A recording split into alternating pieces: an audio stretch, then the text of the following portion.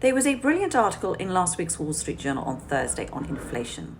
And right now, of course, most businesses are doing their budgets for next year. And a key component of that is what they would predict will happen to inflation. And what a business does affects employees, which affects how much money they have on a monthly basis to spend on housing. What is the true rate of inflation is apparently a really, really difficult question to answer because it depends on whether or not you're looking at the underlying inflation rate or the headline inflation rate. And depending on how you do it, depends on whether or not people come out with a 3 to an 8% range. What does matter is that the underlying inflation rate is affected by the macroeconomic trends, which basically means demand and supply. And the headline inflation rate is pushed around in many ways by all those tiny little microeconomic changes.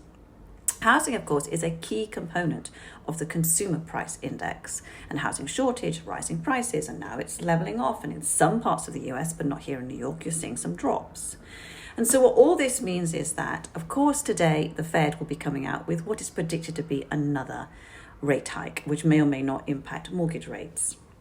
So don't obsess on what that ends up being, because the reality is whoever you talk to in terms of economists, they are saying things will get a little worse before they get better, but they will get better, and that in 12 months' time, most of them are predicting that inflation rates will be back down to 2 to 3%.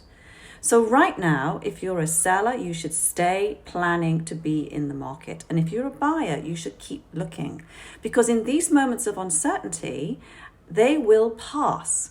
And with uncertainty comes opportunity, and be prepared to take that opportunity.